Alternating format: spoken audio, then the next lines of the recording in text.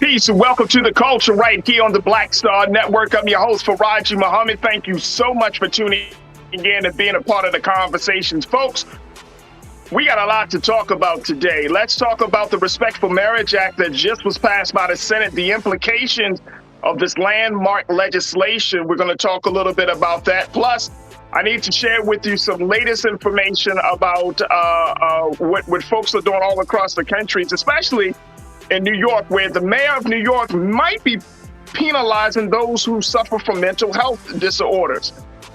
We'll have that conversation. Plus, can we at least talk about what's going on in the food and lifestyle world? We're going to bring on the CEO of Food and Lifestyle TV to talk about how he's taking Black cooks to the next level. So much to cover. Plus, I got another Culture crew member that's going to be joining us for the conversation. So stay with us. It's all happening on today's edition of The Culture here on the Black Star Network. Let's go.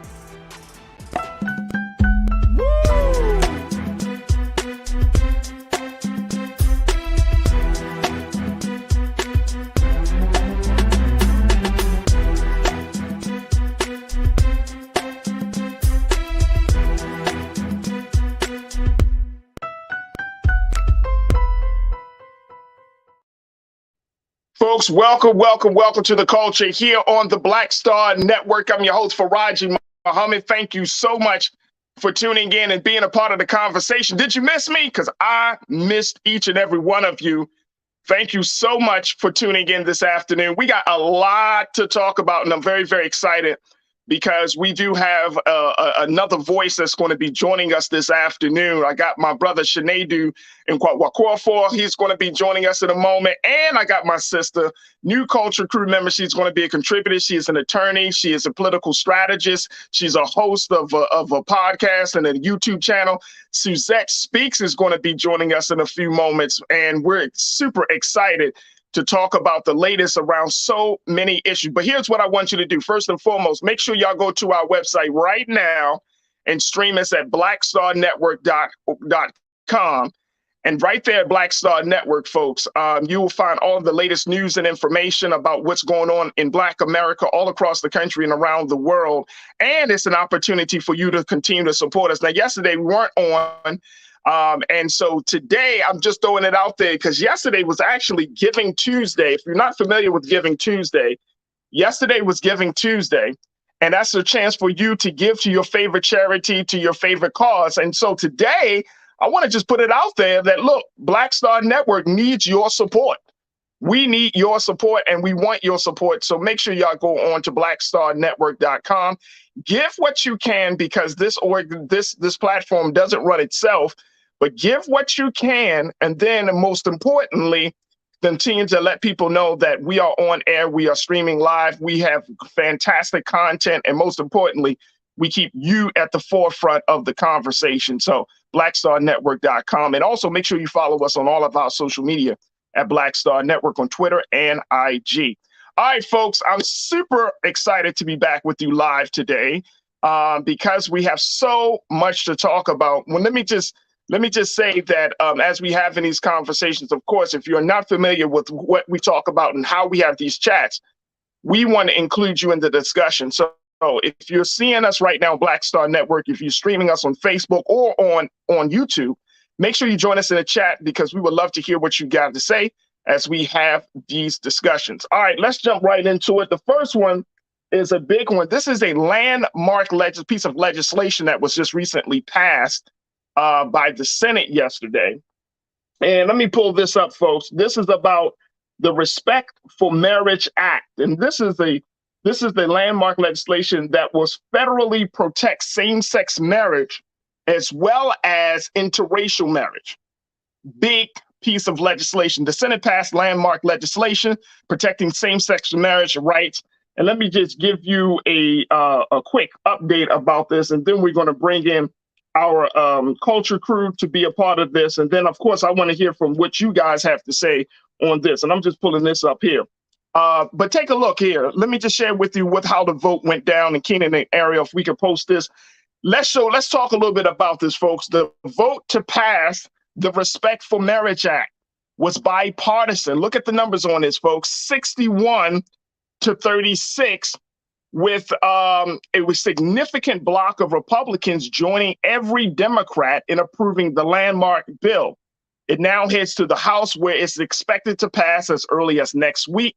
Wisconsin Democrat Senator Tammy Baldwin, she's the first openly gay person to serve in the Senate, said its passage should allay the concerns of same-sex and interracial couples worried their civil marriages could be stripped away. Now, the Senate has the opportunity to put those fears to rest and give millions of people in same-sex and interracial marriages the certainty, dignity, and respect that they need and deserve. This is what Senator Tammy Baldwin had to say about this situation. So let's jump right into the conversation. I got my sister, Suzette Speaks. She serves as an attorney. She's out of Florida, down in the sunny places of Miami, where it's always hot, whether it's politically or otherwise, or the weather.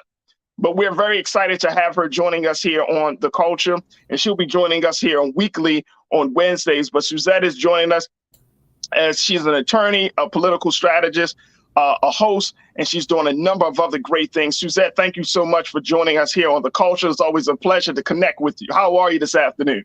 I'm fantastic. Thank you for that warm welcome, my brother. I'm excited. I'm in the chat saying hello to everyone watching. Right. It's an honor to be here, a part of your platform. Glad to be a contributor. Looking forward to some great conversations. And greetings from not so sunny. It's raining right now, but warm Miami. Okay, it's raining down in Miami. So you're in one sunny place and I'm in another sunny place. Okay, I hear you. I definitely hear you. All right, I got to bring in my brother, Chinedu Wakwuafor, who is a digital diversity, equity, and inclusion strategist. He's also doing some fantastic work in the field of social justice and in a lot of other spaces. My man, brother Chinedu, how you feeling, sir? Man, it feels good to be back on the air. I'm telling you, right? Man, right? Can't be taking breaks. I had to check my turkey, bro. I had to make sure my weight was good. You feel me? Hey, look, let's talk about this same-sex marriage, interracial marriage. Suzette, I'm going to start with you on this. Respect for Marriage Act. Some people thought that this was going to be on the chopping block. I remember Clarence Thomas kind of hinting at that this may be a problem back when the Supreme Court made that landmark decision about Roe v. Wade. After that decision was made, he said, and yes, we're going to see about this whole same-sex marriage act too, kind of hinting that this might not be something that's going to happen.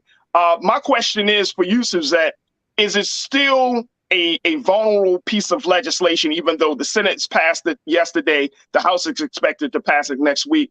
Can it still be chopped down by the Supreme Court?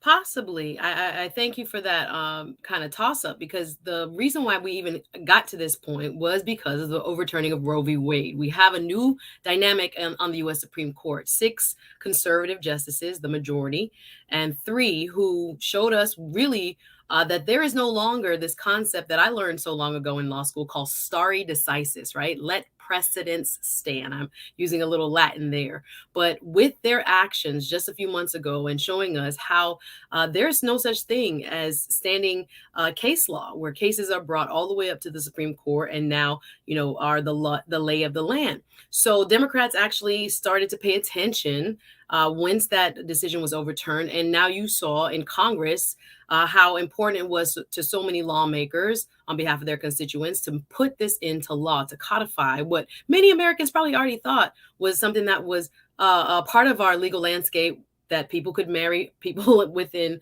different races, different classes, and of the same gender. But no, they're adding this added layer of protection by introducing legislation to codify it, right? Not just relying on court cases that now we have seen can be overturned depending on the dynamics among Supreme Court justices. So we've seen what they're calling bipartisan support. I think it was 63 of the 100 senators voting for this act. It had that included, I think, 11 or 12 Republicans at this time. And now it will go to the House. So it seems as if there are numbers in the House that will also support the legislation. However, there's still some back and forth among senators. Of course, both houses have to agree on a version that gets sent to the president. There's some back and forth about religious freedom that is constantly being raised by the more conservative members of the Senate body.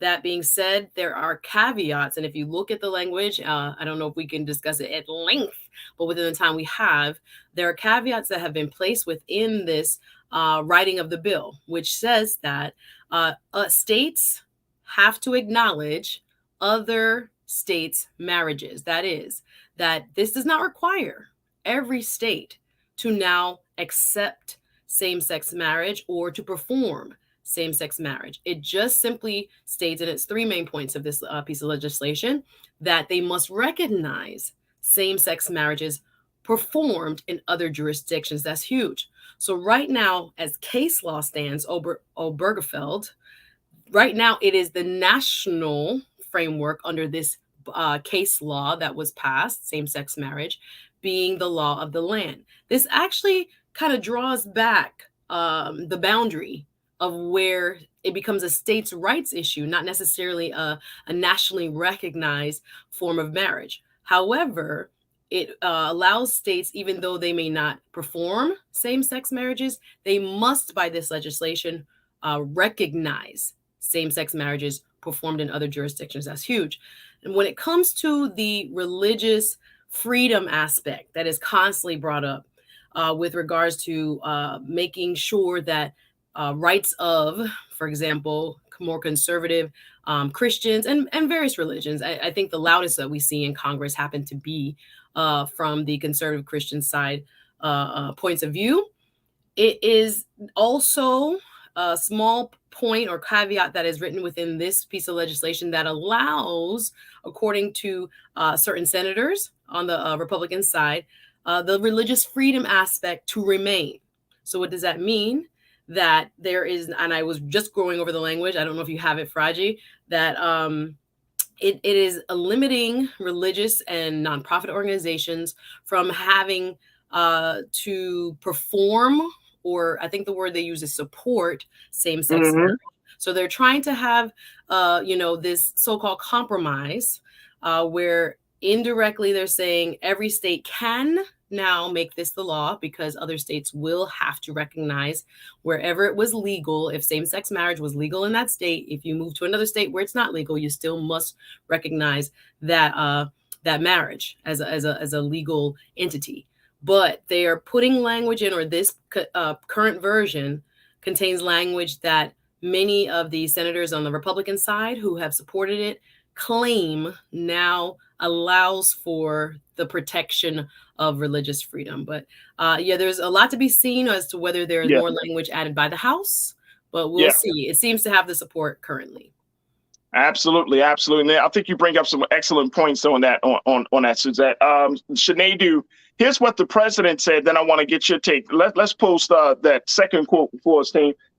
This is what the president said. He said, with today's bipartisan Senate passage of the Respect for Marriage Act, the United States is on the brink of reaffirming a fundamental truth: love is love, and Americans should have the right to marry the person they love. Now, this is what he said in the statement. The president also said it will also ensure that for generations to follow, LGBTQIA plus youth will grow up knowing that they too can lead full, happy lives and build families of their own. Now, there were, according to the USA Today, a number of Republicans argued the bill would trample on the rights of churches and other faith-based organizations, which would be punished if they refuse to participate in or recognize gay unions. But bipartisan sponsors of the bill said the religious freedom language inserted in the measure would protect those entities from such infringement. And I could, Sinead, Suzette is talking about that language from the legal standpoint, but I want you to speak to the cultural side of this, that people still feel like maybe we're getting into a space where, that it's going to be harder and harder for people to say something if they don't agree with this bill. How do we make sure that the conversation around this bill and around this issue of same-sex marriage, and look, let's even talk about interracial marriage, because this, even though it's 2022, some people still have a problem with interracial marriage, not just black and white, but it could be black and Asian, Latino and white, and all of the other combinations. So how culturally do we have this conversation, Sinead, around this issue without stepping on folks' toes? Well, I think it's important to have the conversation, even if you are stepping on folks' toes, right? I think people need to be more comfortable in having conversations, even in spaces where they do not understand. This is a very interesting one for multiple reasons. The church continues to be a very contentious place when it comes from, maybe one day the Catholic Church says no, and then the other day when they can find it beneficial for them, they're going to say yes. And I just spoke of one religion. I don't know what the others are doing, but we all know stories of how other religions practice A and preach B. But I'm not here to judge. God can only judge. I think what's interesting about this case is that people should be allowed to have their preferences, right? And I think as it pertains to preferences, if you prefer, as it pertains to interracial, if you prefer to not, do an interracial person, you're a white person, you want to be a black person, you're a white person, you want to be an Asian, that should be your prerogative. Right. But if you do choose, the law should just protect it. And I think it's that simple. And as it pertains to the LGBTQ thing, I think what's so funny to me about this is, and I've said this many times, what is concerning to me about this bill is it doesn't speak about sexual gender minorities, same gender loving folk, right? LGBTQIA is more or less white. That is kind of the white terminology, the group. But there are also same gender loving folks, which is usually the folks who identify as African American, Latino, Latinx, who don't feel like they're included in a lot of these legislations because these are legislating the issues. And what's interesting is if you watch when CNN, ABC, NBC, when they do the reels, it's seldom you'll see a black person in there. It's always white folks, over and over and over again. So yeah, that's a good point. I'm concerned that a bigger issue is being propagated as we are, quote unquote, moving forward. So is it necessary, and Suzette and Sinead, is it necessary that we kind of advocate for the minority of LGBTQIA plus community to be heard, to be seen? Is that necessary, or what? How do we advance that? Because I know that gay and lesbian and other black folks in that community, they don't. I know folks in that community who feel like, you got the white folks and then you got black folks. There's still a great division. And to your point, Sinead, so should we advocate for that? And we still got to deal with the fact that even in the black community, homosexuality, lesbianism, transgender, is a part of the community. There's still some very, very hard pushback, Suzette, from Black folks about Black folks, how other Black folks live. How real can we keep it on the culture? Because we step in Like 1,000% real, Suzette. Oh You love the man. show, you watch it. Come Yeah, on. I grow very, very weary of, just stating what many of us know is a part of our culture.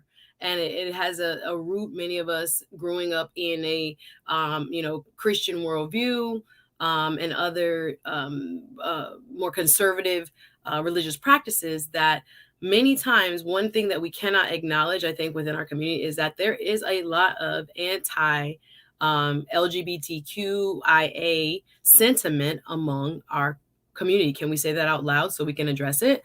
So when Yep. we are dealing with this issue, I think it's disingenuous sometimes to kind of, especially because there's this idea that Black people who are the cornerstone of the Democratic Party necessarily agree with every single part of the platform.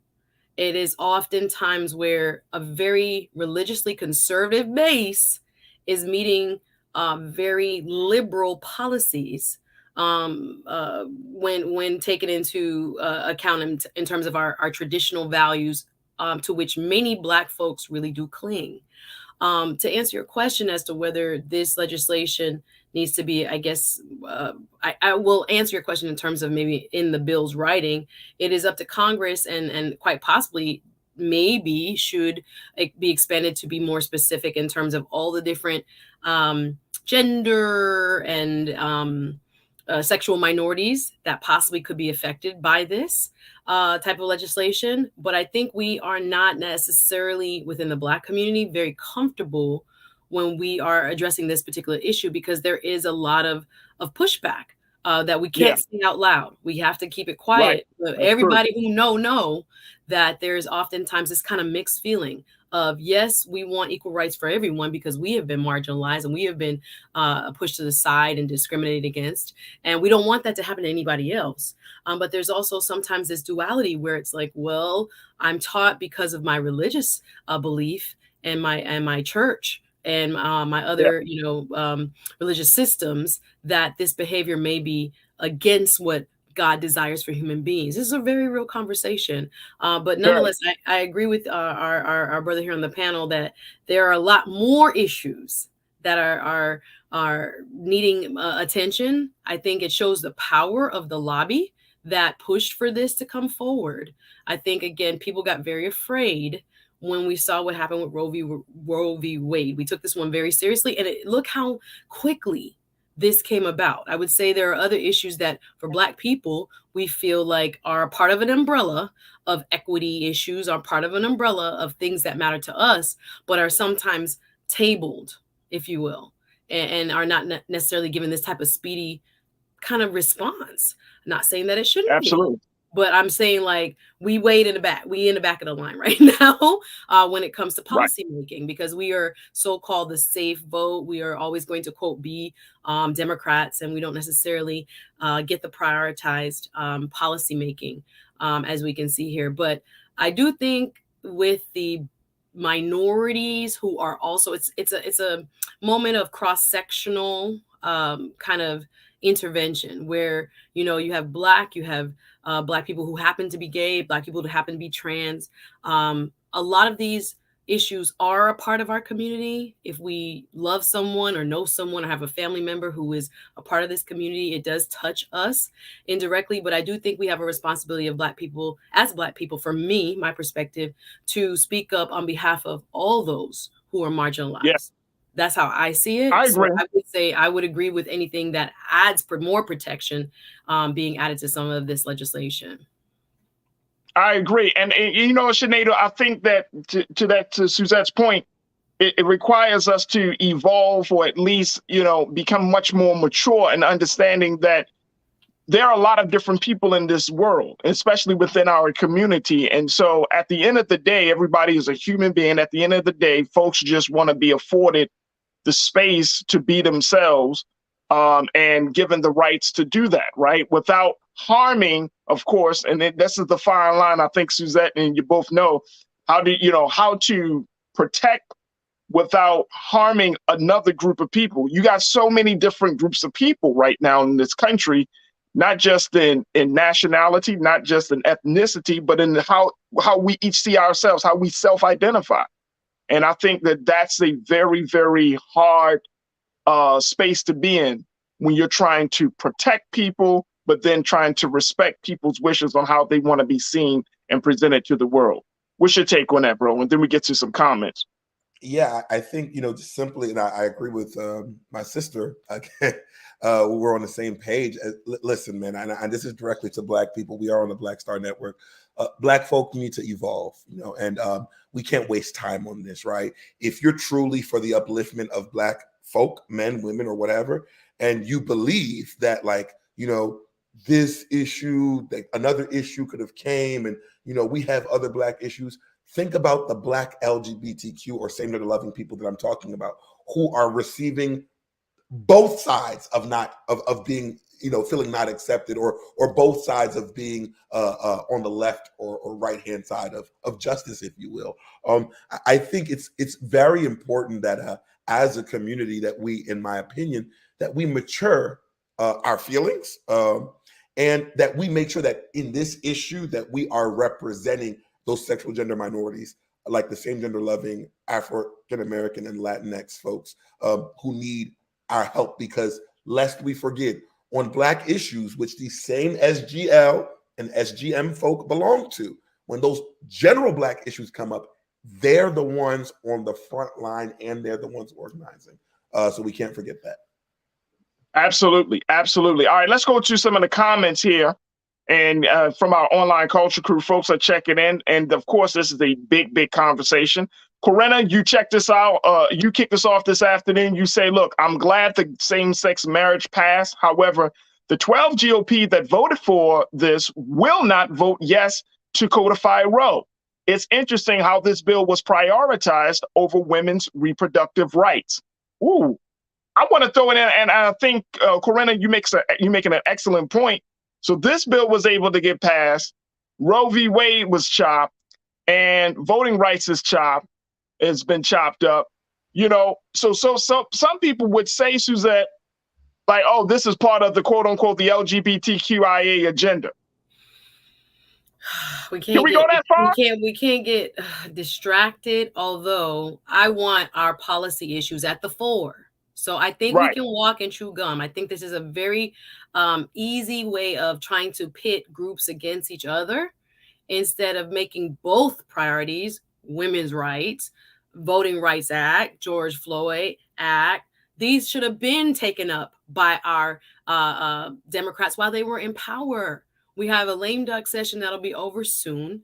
And it's very interesting. I agree with the commentator. Look, this is what we could find bipartisan support for. Great. What else? What else? I feel like, some of the major issues that we had starting in 2020 have kind of, slowly drifted to the sidelines, and it isn't fair. But again, we have to come up with a political strategy so that Black issues are not, secondary, or sometimes even, pushed to the side, for a whole entire term, so that, it's never dealt with, and they'll be all right. They'll be around for the next election.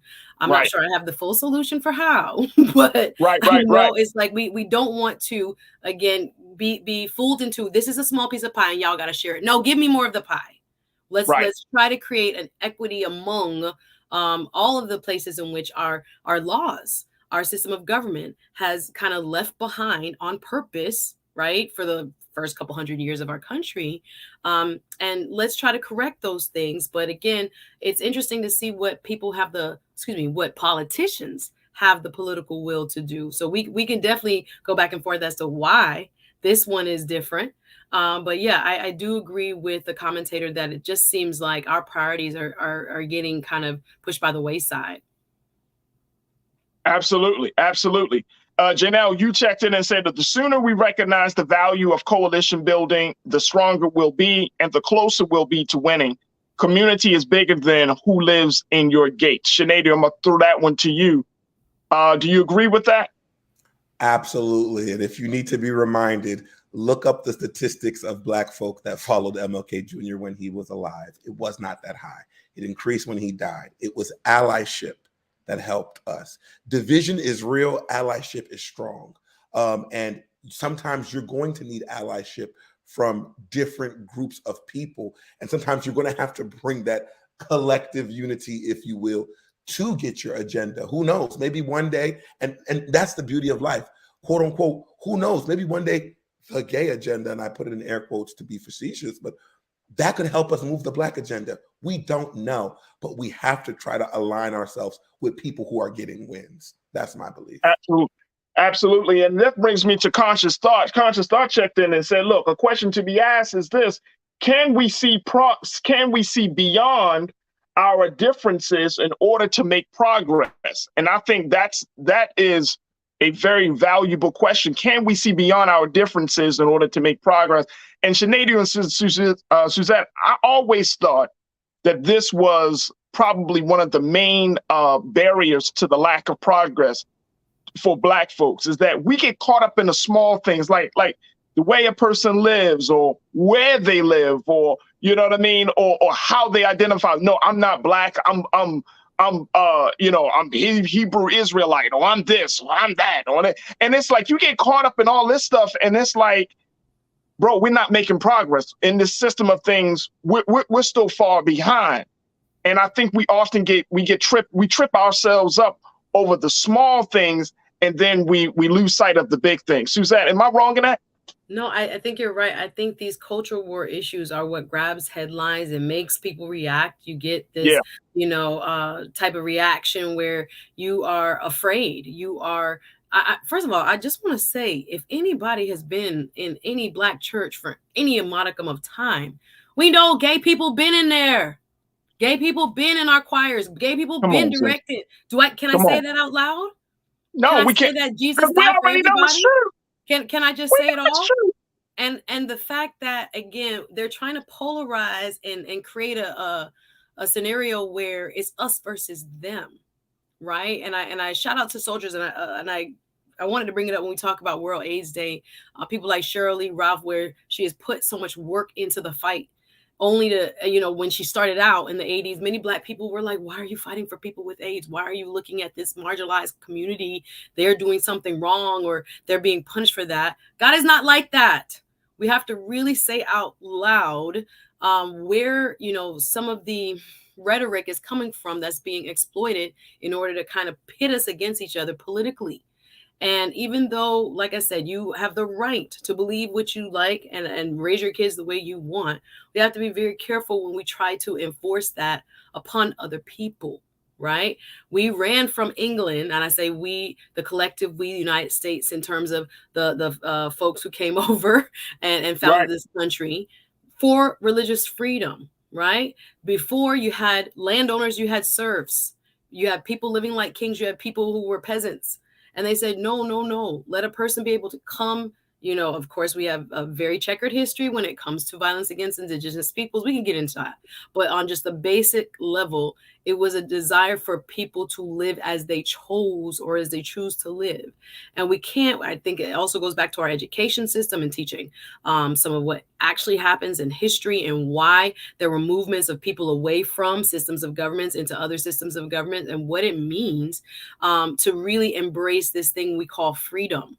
Right? How come there are rules placed on this person that they can't live how they choose to live? You do not have to agree with how they live, right? How come it is, it's very difficult sometimes for people to kind of see and empathize with the walk of other people who, in the media, in the church house, sometimes get, demonized. What about the rest of the people who are doing all kinds of stuff and breaking God's law? I don't want to get into it, right? We have the adulterers, we have everybody else doing every other thing, but God forgives and God loves, right? So I think, we got to be careful. I think these are lightning rods, kind of fake out type, look over here, move the ball here, so we can focus on, I'm different from that group. That group is getting more than me. But I think the focus has to be on how can we move, an agenda that is, where we have, I think the word was intersectionality that I was looking for, where we can help, one another to progress forward and protect one another's human rights. That's what we should really be focused on. Absolutely. Look, we're going to take a quick pause. When we come forward, folks, we're going to switch gears on the conversation from looking at this latest piece of legislation to looking at what's happening in New York. I want to get my esteemed Culture Crew members, Suzette and Sinead's view on what the mayor of New York is doing, Mayor Eric Adams, as he is looking to try to use, I would say, some very different ways to address the mental health issue in New York. If people aren't following the rules and they are suffering from mental health, how he is involuntarily putting them in some sort of institution. And we're asking this question, is he essentially punishing those who suffer from mental health? So we'll have that conversation when we come back. So stay with us. A lot to get to here on The Culture right here on the Black Star Network.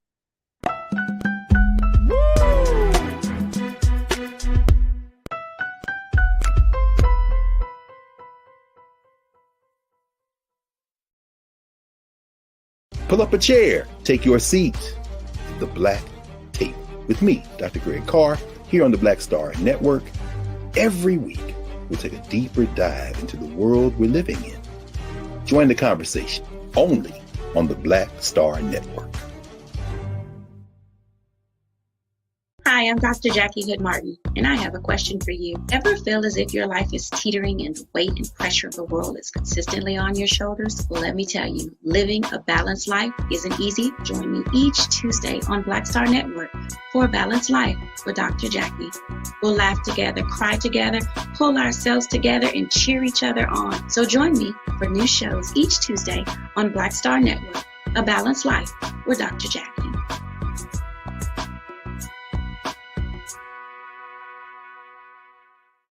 Don't you think it's time to get wealthy? I'm Deborah Owens, America's Wealth Coach, and my new show on the Black Star Network focuses on the things your financial advisor or bank isn't telling you. So watch Get Wealthy on the Black Star Network.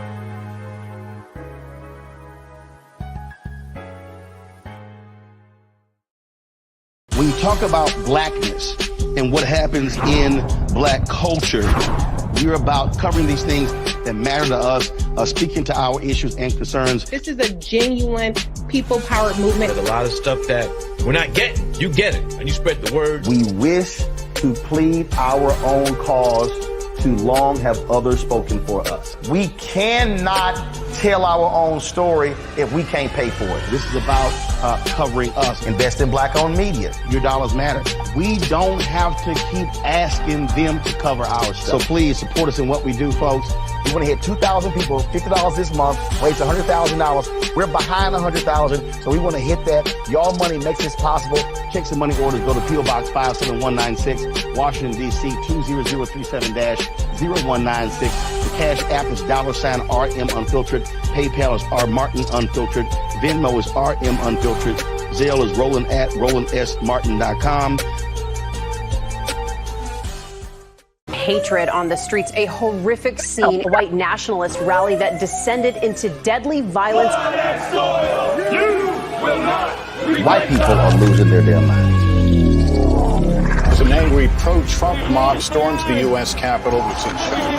We're about to see the rise of what I call white minority resistance. We have seen white folks in this country who simply cannot tolerate Black folks voting. I think what we're seeing is the inevitable result of violent denial. This is part of American history. Every time that people of color have made progress, whether real or symbolic, there has been what Carol Anderson at Emory University calls white rage as a backlash. This is the rise of the Proud Boys and the Boogaloo Boys. America, there's going to be more of this. There's all the Proud Boys, guys. This country is getting increasingly racist in its behaviors and its attitudes because of the fear of white people. The fear that they're taking our jobs, they're taking our resources, they're taking our women. This is white fear.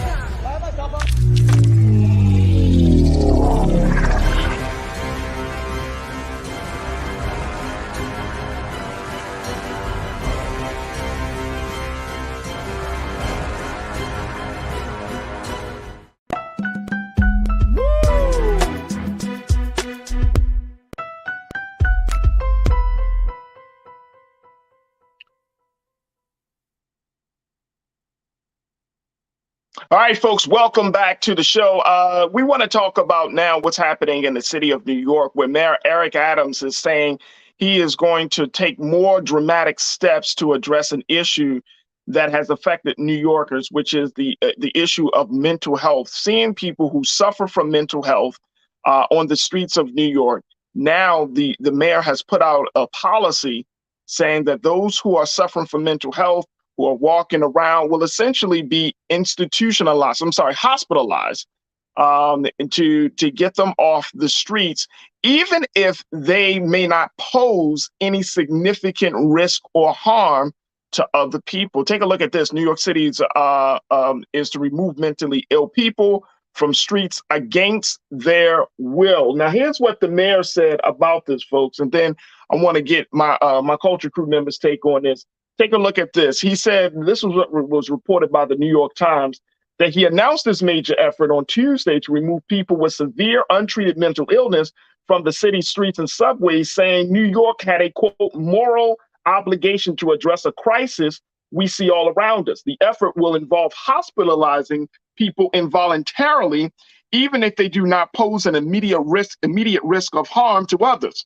The common misunderstanding persists that we cannot provide involuntary assistance unless the person is violent, Mr. Adams said. He said, this myth must be put to rest. Going forward, we will make every effort to assist those who are suffering from mental illness and whose illness is endangering them by preventing them from meeting their basic human needs. So, folks, we're asking the question, is New York City penalizing mental health sufferers? And I want to bring back my culture crew, Sinead Du and Suzette, to get their take on this. First, Suzette, let me start with you. Again, we got to look back at the legal implications of this. Is this legal? That is the question. The devil, Farajii, is in the details. When I first saw this story yesterday, my eyes were like wide open, because I thought to myself, Mayor Adams has a tough job. So first, let me kind of take you through my thought process as to why, because I always look at these stories and think, why is he doing this? So we know that the way he's presented it in that statement, it seems like this is an attempt at compassion for the people who cannot take care of themselves, people who are homeless, people who are, living on the street in New York, which is a big problem.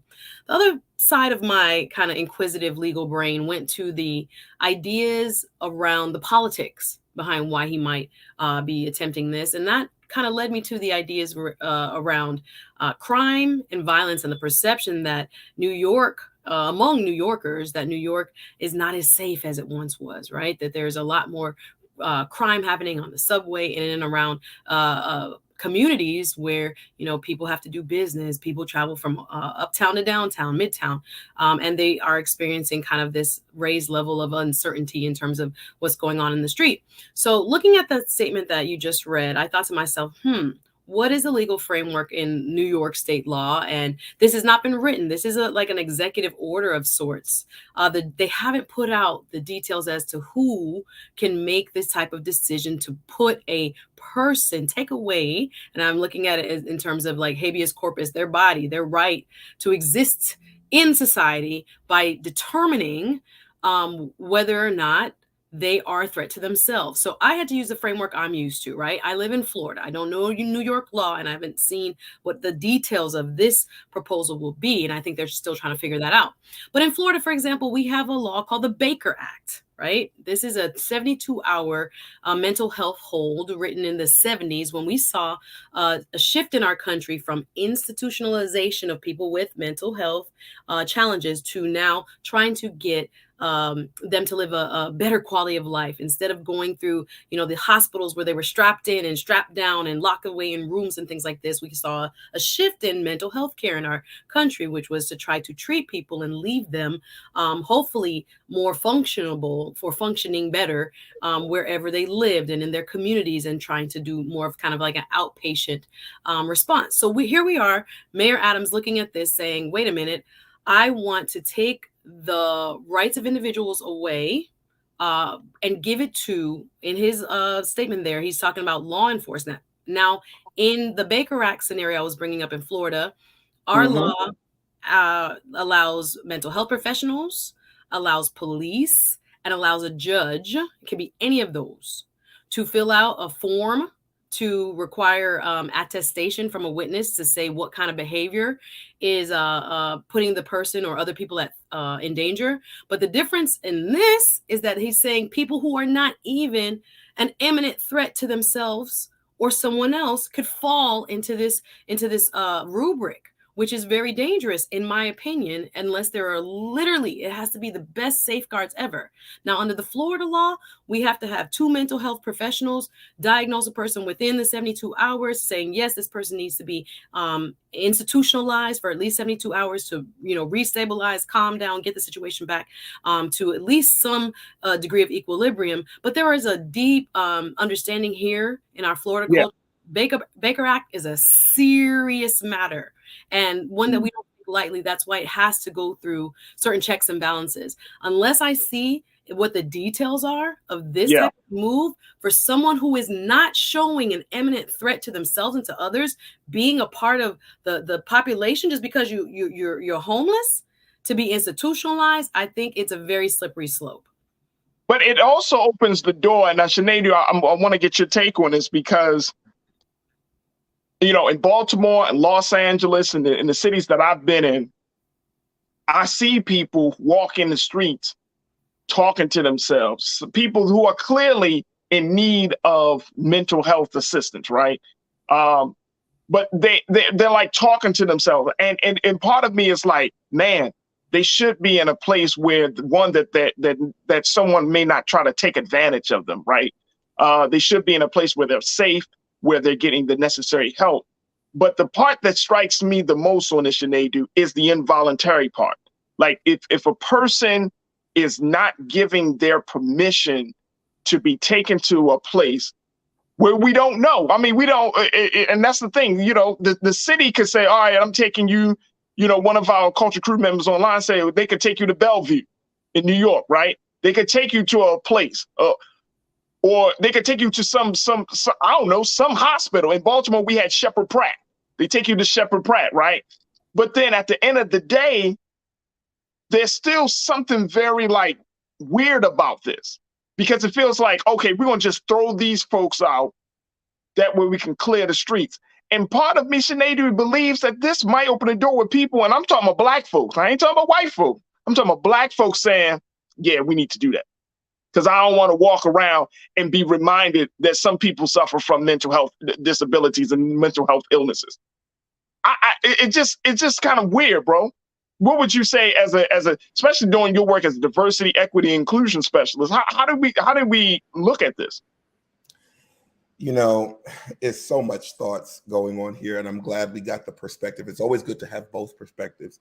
We got the perspective of the legal practitioner, and I'll give you the perspective from the more cultural level. Like, yet again, first of all, that involuntary thing is very dangerous. Second of all, we have to understand perspective. Like, Eric Adams, you're a cop. This does not, cop, yeah. This He's is not pro-police. He's pro-police, bro. Well with people. It's not going to sit well with people. It doesn't look good. And for me, as someone who lives in the city of Baltimore, and I've been to New York, I've been to LA. What I tend to see is that everybody wants the homeless or folks who are suffering from homelessness, which is what the HHS describes. They just want them out the way. Right. Wants to solve the problem. And it is the continuous cyclical issue of this country where when a problem presents itself, everybody presents everything but the solution. This is no different than how in the education system, we do the same thing. It's a cycle. How it's like, okay, how do we get these folks over there? Oh, we're trying to help you.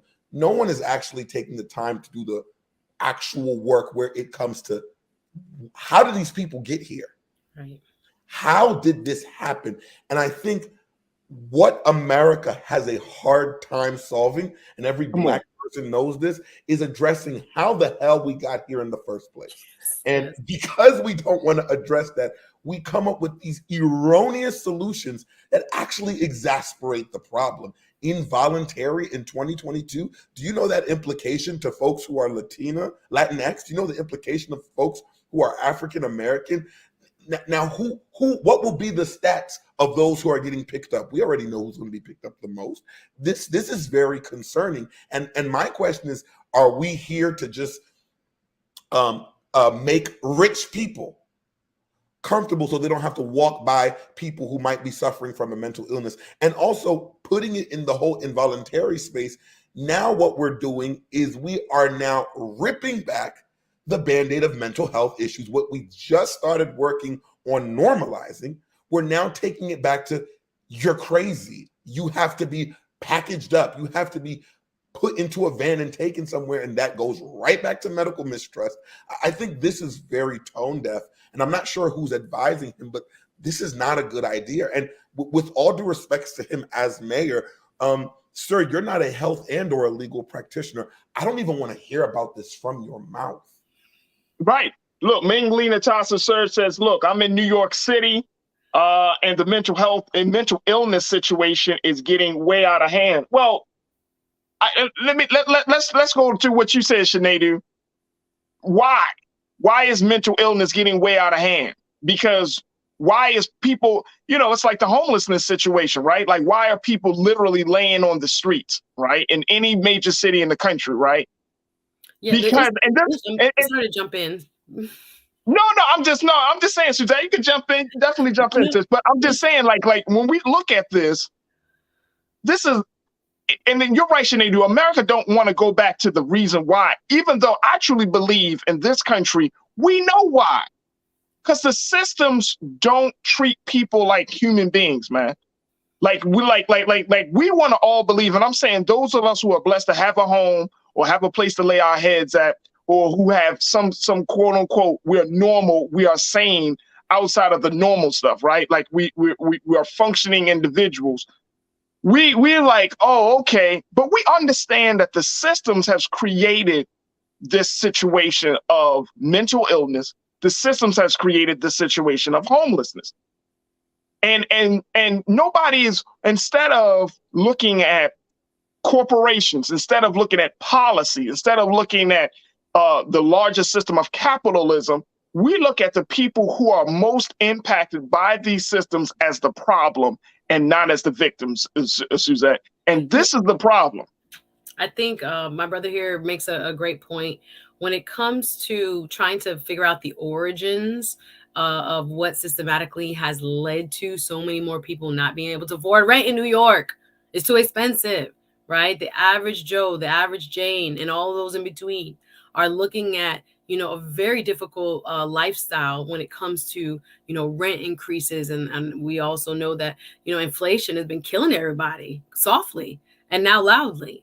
So when we are trying to kind of put a Band-Aid on the symptom, my question was, does New York have the capacities within its mental health infrastructure to deal with what will no doubt be a deluge, an influx of people who now you're saying can be kind of institutionalized for however long?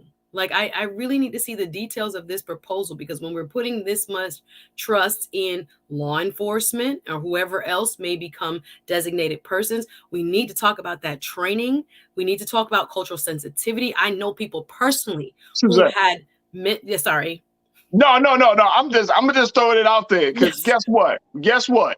Yes. Who's picking up these folks? Because now you bringing up a whole nother level of concern. I know people been shot. They brother had a mental breakdown. Their cousin had a mental breakdown. We in Black families have to think twice when we have a young Black boy who is sitting on the porch, having a mental break. Do you call the police? Because I know dispatchers don't tell the police that's coming what is actually happening. Goosebumps is all over me right now, thinking about the several families I know personally who had to bury people because they were trying to get mental health help, where there's jurisdictions that don't require a mental health professional to be on the scene, to be involved in this. I really hope they add these layers of checks and balances, because to give it to law enforcement alone, right? I'm not quite, give me a judge, right? Give me a finder of fact, present it to somebody who is supposed to be objective to say, this is the behavior we've witnessed, this is what we've seen, this is what's on the record, this is what he was doing when he was arrested, or whatever it is.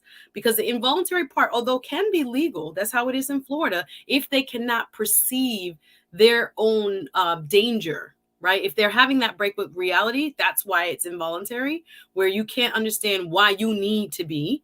But I think it can also be used as a kind of a blanket tool that may be utilized incorrectly when someone wants to just get someone off the street and put them away. So there's so many questions I have about this, but I just think a lot of questions. And Sinead, I know you got to jump off, but here's the thing: like when you talk about, and I'm glad Suzette brought this up, when you're talking about the police, we already are pushing for the police to be culturally sensitive. Department after department across this country, they have yet to really have a training curriculum that speaks to mental illness and mental health issues, right? When addressing individuals when they come to, a scene. So this is way ahead. So now you're asking a police officer to, if somebody calls up, you in the Bronx, you in Brooklyn, you in Manhattan, and you say, look, I got this crazy man outside of my store. Now, the crazy man may not be bothering nobody. He might just be sitting there just mumbling to himself, but he may not be bothering. Now you got the police saying, I need you to get this guy off and get him away from my store. Now the police have the right to just grab up somebody with no understanding. Now that's putting that. Now what I think the mayor is doing indirectly, and I may be way wrong on this, Sinead and Suzette, but now you're putting the police officers in a difficult situation where they got to come in as mental health counselors and therapists to figure out how to address this situation, right? And they're just not trained for that. Unless you have a mental health counselor with you on call. Look, I haven't even looked at the numbers, Suzette and Sinead, but I'm wondering how many people on the streets of New York, right, are actually suffering from mental illness? Probably thousands. How many of us gonna get snatched up first? That's the real question. The better question. I'll take you a step further. We're here snatching up people with quote unquote mental illnesses. What about the police officers with mental illnesses? The ones that think that toy guns are real guns, the ones that feared for their life when the person Come on, bro. Nothing on them. Come on, bro. Like I've said many times, when we do not address what's really at stake, we end up putting ourselves in this cyclical stew of nothingness. Like when we talked about defunding the police, y'all hated the term, fine, I'll say it differently. When we talked about redistributing funds, you all had an issue. We still have not gotten our police officers. Now, let me go on their side. We still haven't even gotten our police officers. First of all, why are we calling them police officers? We need to continue to move towards public safety. Policing does not work. Public safety does. Research has proven that. When we're not even interested in making sure that the mental uprightness, if you will, of our public officials or our public safety officials are even on par, and these people who are not even quote unquote evaluated properly are now supposed to be judge and jury of, come on, man. Like, are we asking for more of the massacres of minorities? Absolutely. And here's my greater concern, as we just threw this out there, but we're going to have to shut this conversation down. But here's my greater concern is Black youth. How many people will say you got some Black youth out here who are acting crazy, erratic, irrational?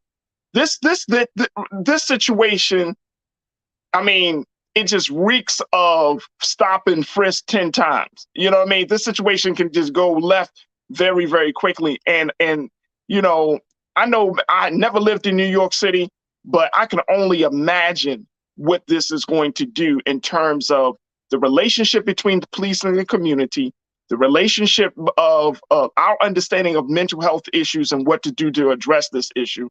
And so this is going to be problematic. Suzette, we got like 30 seconds. Go.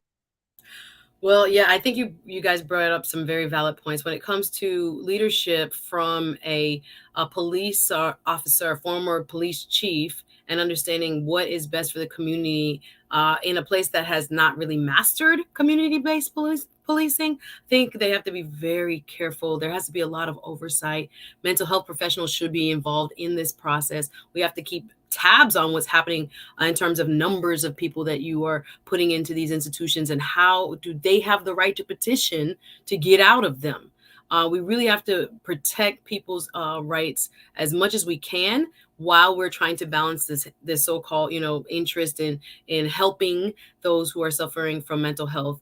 This is a real issue. It's out there, and I think we got to see what the details provide. Absolutely. Sinead, my brother, is always good to have you. Thank you for your spending some time with us this afternoon. We truly appreciate you, bro.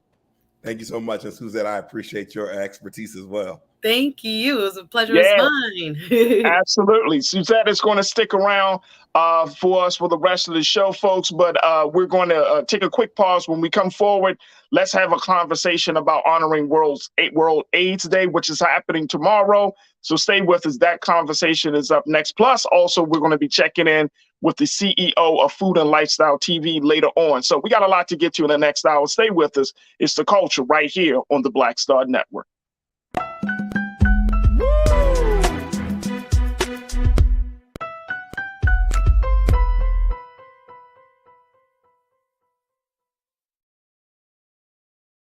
Don't you think it's time to get wealthy? I'm Deborah Owens, America's Wealth Coach, and my new show on the Black Star Network focuses on the things your financial advisor or bank isn't telling you. So watch Get Wealthy on the Black Star Network.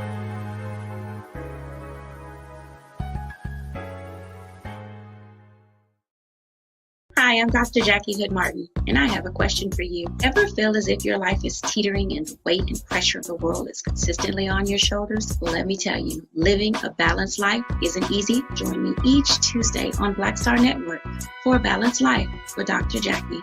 We'll laugh together, cry together, pull ourselves together, and cheer each other on. So join me for new shows each Tuesday on Black Star Network, A Balanced Life with Dr. Jackie.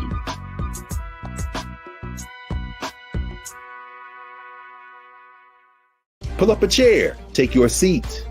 The Black Tape with me, Dr. Greg Carr, here on the Black Star Network.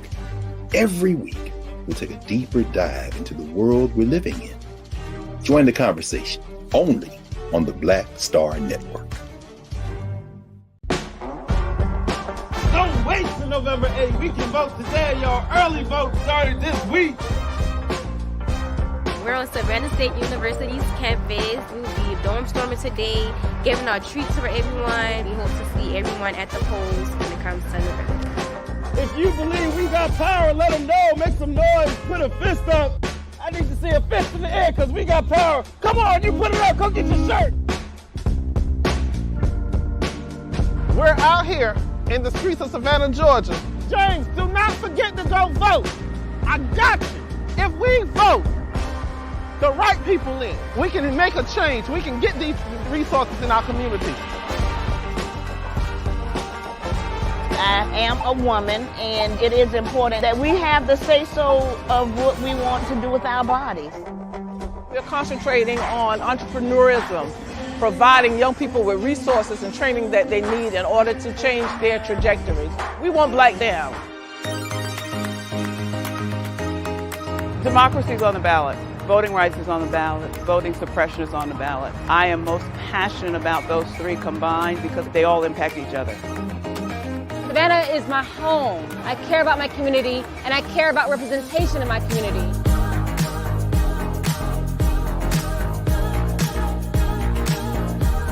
Our voices are still going to be heard no matter what kind of obstacles try to come up against us to stop us from voting. We're still going to be standing our ground.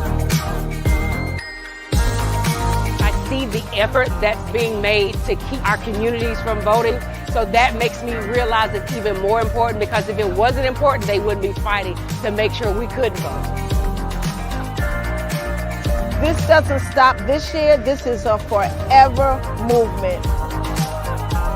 we're going to exert our power as a people. Walk in our rightful place. We're going to change our communities, fight for our communities, and build our communities.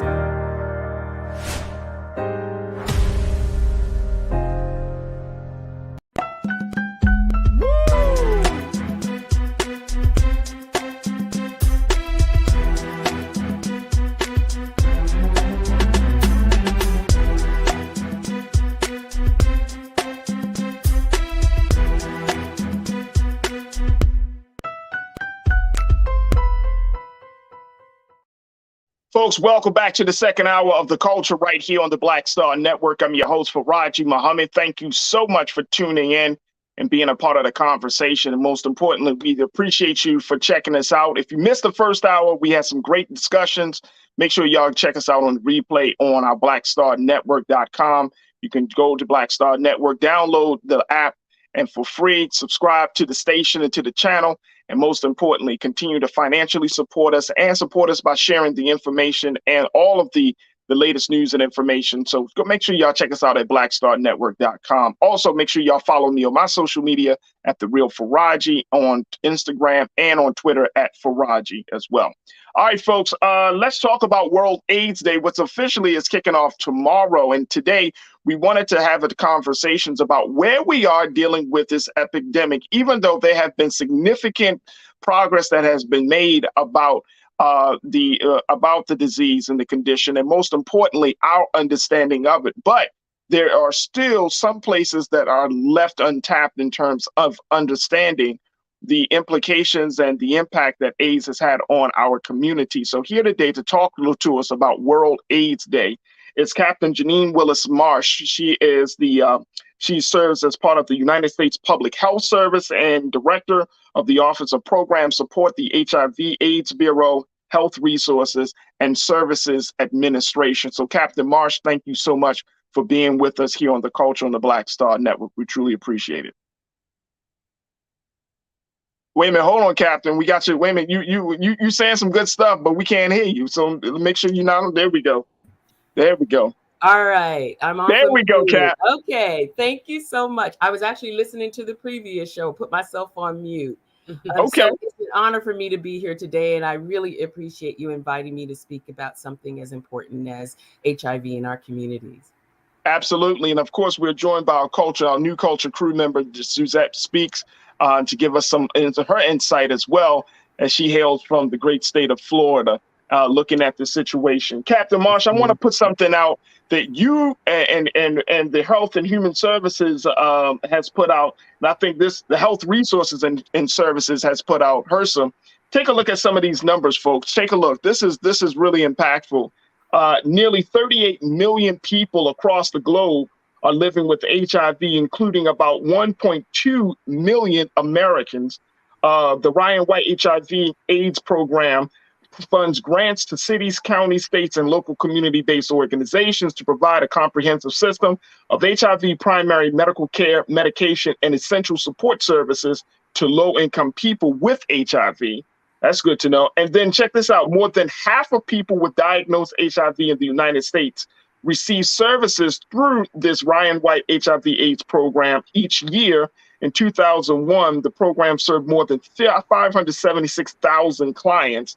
And then finally, and then another point is in 2021, 89.7% of clients served by the program were virally suppressed, which is an increase from 69.5% in 2010 and higher than the 64.6% viral suppression national average in 2021. And then finally, people with HIV who take HIV medication as prescribed and reach and maintain viral suppression cannot sexually transmit the virus. Wow. Wow. Wow. Captain Marsh, first and foremost, it seems like there are some gains being made here, that we are in a much different place. I remember because I was a little boy. So we're talking about 40 years ago, right? When HIV and AIDS was like the death sentence of a person, right? Now we got people who are living with the virus, who are thriving in their lives. And now we even got to a point where you can't sexually, if you're taking your meds, you can't sexually transmit HIV. That's Wow. right. Yes. So something is happening. Some good things are happening, Cap. Absolutely, and like you stated, there have been so many advances in HIV care and treatment over the years. It used to be a death sentence, now it isn't. And one of the messages that we definitely want everybody to know is that if you take your medication as prescribed, and even that has come a long way, in that it used to be that you had to take a bunch of pills every day. Now you can take one pill a day or get one injection a month and to be virally suppressed. Then the caveat is you have to take your medication as prescribed or get your injections as prescribed. That will allow the virus to be undetectable in your system. So if it can't be detected, then you can't transmit the virus to other people. Wow. Wow.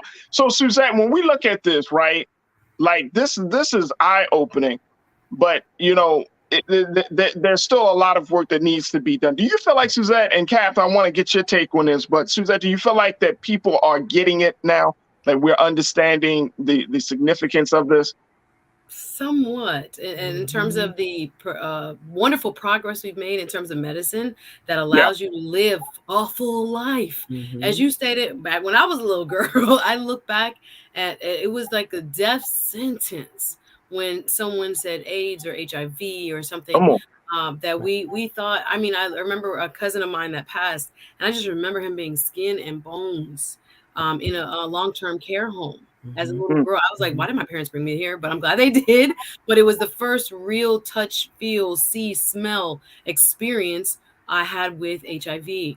Knowing that my city, Miami, is still almost always at the top of the list for people living with HIV or highest levels of transmission. And again, it depends on where you look. I still think there is a somewhat of a ways to go when it comes to tackling it within our community. Black people still are the most infected. We are the largest population living with a positive diagnosis. But thank goodness for what the captain has described as this wonderful new medical breakthrough that Yeah. we can have people live with this virus, but it almost is undetectable, meaning when they go to get a test after a while, you don't even see it, so they can't transmit it. So I think it is a miracle that we have that type of medicine and technology available to us now. So we should be trying to take advantage of it, utilize it, test to know your status, get tested. Because a lot of people are walking around here in denial. Like I said, we have to be responsible for our health. So I'm amazed by it, and I hope more people learn that this is no longer a disease that says you can only live for a few more years. No, you can have a long life, Magic Johnson. You can have a long life. Right. A lot of other people, and Yes. Magic looking good and thick and nice, and yeah, he is, because he takes care of himself and he takes these preventative medicines that the captain is talking about. Absolutely. So Captain Marsh, it's a couple of questions that come to my mind. Is one is are we closer to a cure, or should we not even include that as part of the conversation at this point? Because I think people are saying, oh, so does this mean that there's going to be a cure for AIDS? First, I'm gonna ask that question: are we closer, or should we, or is that like a unnecessary part of the discussion? Yeah, I think at this point in time, there's always research, to get to a cure. But I think that Suzette said something that's really important, if I can go back to that. And it is about testing, but it's also about educating folks in our community about HIV. And young folks don't even think it's an issue anymore because they don't hear about it like it, we used to hear about it years and years ago. But there are a couple of things that I think are really, really key. Like Suzette said, get tested. HIV does not discriminate, not at all. And people think that it's only an infection amongst gay or bisexual or men that have sex with men. while in large part they do represent the majority of folks that have HIV, but there are also heterosexual women, transgender persons that get HIV as well. It doesn't discriminate. And the big takeaway is just to get tested. And, we're still training up providers. Our providers in the Ryan White HIV program are wonderful. That's why we have a viral suppression rate that really touts our success. However, it doesn't seek care there. But what we're encouraging people to do is when you go see your primary care provider, make sure you ask them to test you, and just remember it isn't a death sentence. Right. There's one other thing that I wanted to say just about advances in treatment. So what we've been talking about are antiretroviral therapies, right? If you do have HIV, but there's also PrEP. And so just the majority of people that are eligible for PrEP. So PrEP is pre-exposure prophylaxis. And it's a pill or injection that you can take once a day or an injection once a month that will prevent you from getting HIV. So if you are at risk, and you talk to your provider, you can be prescribed PrEP. And when you talk about the disproportionate share of HIV, it's disproportionate share of HIV amongst racial and ethnic minorities, especially Black folks, but it's also in the prescribing of PrEP and the retention and care for antiretroviral therapies. So people need to know that there is a pill that does work if you are at risk that you can take. Now, one other thing I wanted to add is if you have had sex with someone that you feel that is HIV positive, or you feel that's at high risk, within 72 hours of having contact, you can be placed on antiretroviral therapies to prevent you from getting HIV. So there's a lot of different ways to prevent, and to stay healthy if you do have HIV. But the key, testing as well to prevent new cases.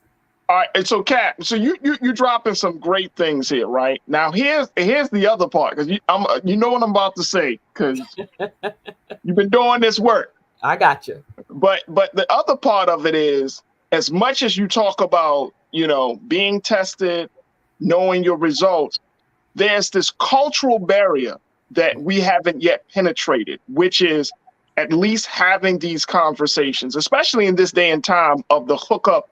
We're in like a hookup culture when it comes to dating. We're even in marriages, not having this very responsible conversation and saying, hey, look, it's getting hot and heavy between us. The vibe is on, the conversation is straight. I want to take it to the next level. Or have you been tested? And the people, I don't know anybody, Kat, who's going to be like, no, I haven't been tested. No, I don't know my results. And no, I don't have AIDS or HIV, right? So how do we have a very real conversation? I'm saying among ourselves as Black folks and among men and women, men and men, whoever. How do we have these conversations today? Because I'm from Baltimore. In Baltimore, I found out that Baltimore ranked in the top 5 cities. And we had less than 600,000 people in the city of Baltimore. We're ranked in the top 5 cities in America with STDs and other sexually transmitted diseases. Mm-hmm. And I'm like, people aren't having these conversations. No. People just aren't having these conversations, Captain Marsh. And I'm trying to figure out, in 2022, you can't just go around just dipping and slipping. That's true. That is slipping and sliding. You can't just and then with no questions. City girl and city boy summer is over. Y'all hear me? Exactly. I'm blown away. Like, yo, you can't, without having the conversation, not even a single discussion. Like, yo, have you been tested? So what needs to be done on that end, Cap? I think we have to, there's a lot of stigma still about HIV in our community, right? And even just talking about sex, and especially if you're talking about the areas of the country that have the highest incidence of new infections, which is the South. Still talking about sex is kind of taboo. But I think that programs such as this, help to get the word out and to educate people. And if people hear this conversation over and over again, it starts to normalize that conversation. It starts to make it okay to have that conversation. But I also think that, as Black folks, it's incumbent upon us to be message multipliers, right? And so doing that also helps to normalize the conversation. And I think if people realize too that HIV is not a death sentence, that's a help. But the other important piece to this is about education. So sometimes we get questions, should, we talk about this in high schools? Should we talk about it in middle school? I think we do need to talk about it. And that would help to reduce stigma. I agree with you. I agree with you. And this is why I want to go to some of our comments, because I think people know. And again, I get it. You know what I mean? Like sometimes it's that, when emotions run high, you feeling somebody, you're not thinking about that thing. There is a trust factor that is really there, right? And having this conversation will make it seem like you don't trust the person. But guess what? Why should you trust the person wholeheartedly? Like if they, unless you have gone through the gauntlet or something. I mean, like, Sister Laura Hill said, if they'll lie to God, they'll lie to you. So we should have been learned. It's 2022, y'all. And I think also I've heard it mentioned, there's a culture sometimes of politeness among Black people when it's almost like the new don't ask, don't tell. I don't want them to think I think they're this, so I'm not going to bring it up. And I don't want them to ask me, so I'm not going to bring it up. Oh, no, it's time out for that. We definitely need to be responsible for our sexual health. So it has to be hey, what's up? Let me see your health department record or whatever. Did you go get tested? Let me know. I'll see you Saturday. We really need to make that, especially among folks who are coming of age and are now explorative in terms of the sexual landscape that happens in high schools and colleges, and then as young adults and into adulthood. We need to start those conversations age appropriately early enough so people think of this as a norm. Oh, show me your test. Show me your test. Okay, we good. High fives. Instead of this kind of impulsivity that we see in pop culture, that people are just supposed to break down and let's go and we think about it tomorrow. No, this could save your life. As Captain pointed out, the fact that you could get preventative medicine even after HIV exposure to stop you from getting it. That's a breakthrough like I can't even explain. So the testing process, the not being afraid to ask another human being, hey, you mind if we do this before? It's super important. So we have to be telling our young people that. We have to tell our peers that. Everyone is responsible for, again, hopefully bringing these numbers down across our communities. Once we start having these, this politeness removed, where we don't want to be rude or we don't want to seem like the garden tool, or we don't want to ask like this is going to be, offensive. No, we have to make this a part of normal conversation when it regards to our sexual health. And this and Suzette and Cap, this is not even just about young people. I'm talking about 30 and 40-year-olds. What? Oh, take it up. Take it up to 50s. This is not, I'm talking about 30, 40, 50-year-olds. I'm not talking about the 20-year-olds. This is true, especially among, for example, women who are no longer able to have children. They think, oh, I'm free. That's right.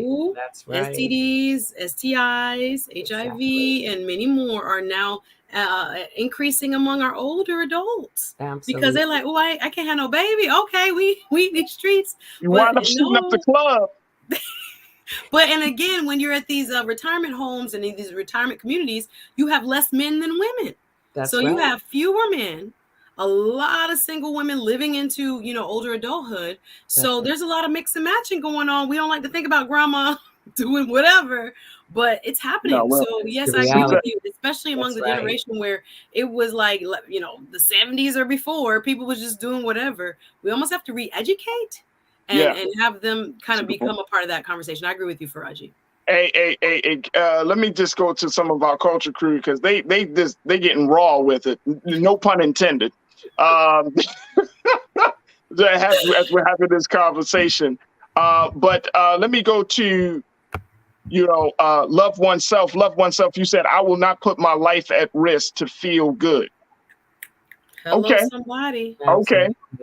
But again, look, this is not to throw shade or to demonize having sexual desires or even, having sex.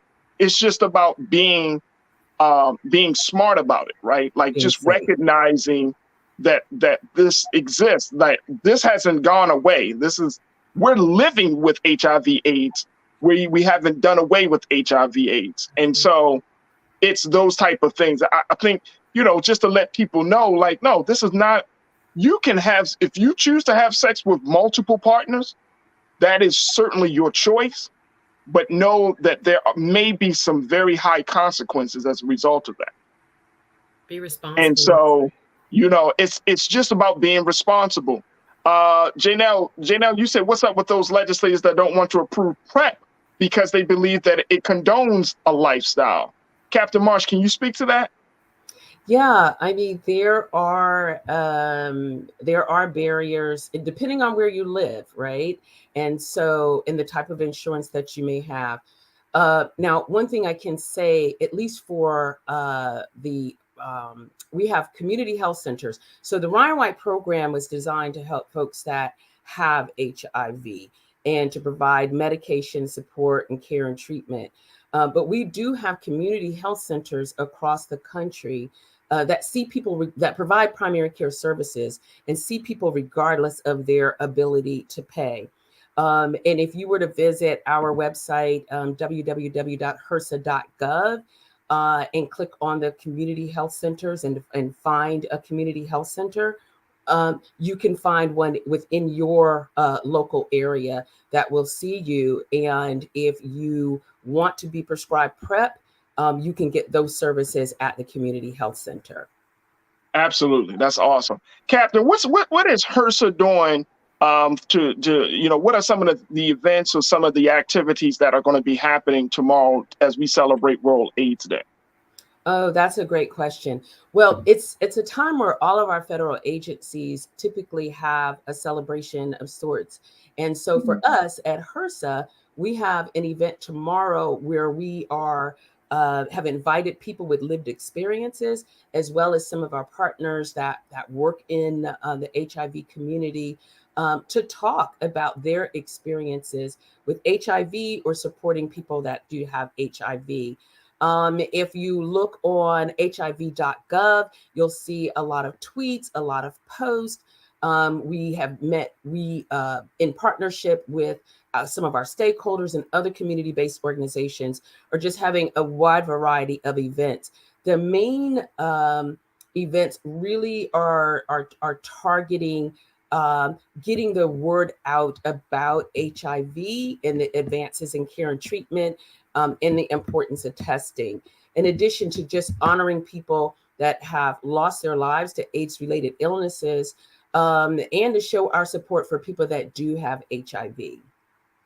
Awesome. That is awesome. And I want to make sure, Captain Marsh, that we put out the website for HRSA. What's that website so people can get all the necessary information about World AIDS Day and the work of HRSA? Because you guys are doing some phenomenal work getting the word out there about why this is so important. So what's the best resource for people to go to? For the Ryan White program, it's www.ryanwhite.hrsa.gov. And for Find a Health Center, where you can be seen regardless of your ability to pay, it's findahealthcenter.hrsa.gov. Absolutely. This is right now, Suzette and Cap. I think that we are at a very pivotal point. And I think that the story of Magic Johnson has given a lot of people, not to say false hope, I don't want to use that term, but it's an anomaly, and he's an anomaly in the sense that he has the resources. He was able to get the necessary, the proper care that he needed. Absolutely. But of course, we know that that's not the story of everyone, right? That's not the story of everyone. But the big thing, and Captain Marsh, tell me if I'm wrong on this, the big thing that I'm hearing now is that if you find out that you are infected, that you can still live. You can still thrive. You can still have a good life. You just have to take the necessary precautions if you find out that you're infected. Take the necessary medications and then start that process. I'm hearing that correctly? Absolutely. You're absolutely right.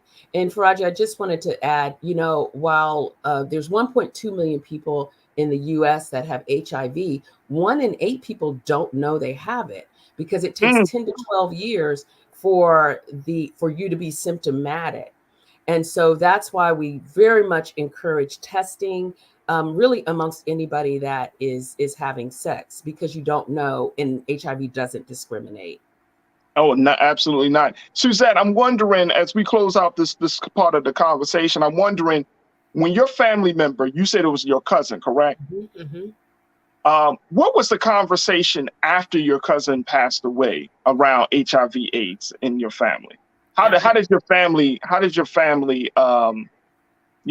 have that conversation about what happened?